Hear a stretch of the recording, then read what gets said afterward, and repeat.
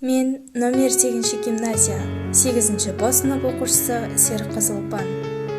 Мұхтар Әуезов атындағы кітапхананың оқырманымын. Төлеген Айбергеновтың 85 жасына орай орындап отырған өлеңімді қарсы. Ортаңа келді өз балам. Жансын деп, жақсы орталарыңда мазда бән. Қалсын деп, жақсы көңілдер ойды қозғаған. Тік тұрып қарсы ал, о, туған елім тілектес. Тілектеспен қойныңа кірді өз балаң. Сағына келді қайтпаққа сені бір көріп. Жанына жібер жасампаз жарық нұр беріп. Ақтарыл алдын сырларға толы сыр болып. Жасырған жерім дүниеге бүгін бір келіп. Келді ұзаған белдермен сансыз қыр басып. Төбесін көкке тегізу үшін сырласып.